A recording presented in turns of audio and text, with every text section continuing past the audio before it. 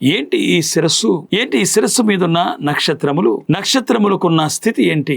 ఈ స్త్రీ తల మీద కిరీటం ఉంది. కిరీటానికి కారణం ఏంటి అంటే ఆమె జయించింది గనుక ఆ స్త్రీ శిరస్సు మీద కిరీటం కనపడుతుంది. లోకాన్ని, పాపాన్ని, శరీరం జయించింది. ఆ కిరీటం మీద 12 నక్షత్రాలు కనపడుతున్నాయి. ఏంటి 12 నక్షత్రాలు? దేనికి సాదృశ్యం? పాత నిబంధన 12 మంది గోత్రకర్తలకును, క్రొత్త నిబంధన అపోస్తలులు పిలువబడుతున్న ప్రభు శిష్యులకు సాదృశ్యం. పాత నిబంధన గోత్రకర్తలు యూదుల పక్షంగా కనపడుతున్నారు. క్రొత్త నిబంధన అపోస్తలులు అన్యుల పక్షంగా నిలబడుతున్నారు. ఈ రెండు కలిస్తే క్రైస్తవులు అంటే యూదులేమి అన్యులేమి. ఈ రెండు కలిస్తే క్రైస్తవులు గనుక ప్రకటన 12 అధ్యాయం ప్రకారంగా 12 + 12 12 అనే సంగతి మనం గుర్తించాలి. లేకపోతే 24 లేదు. నక్షత్రాలు ఇక్కడ.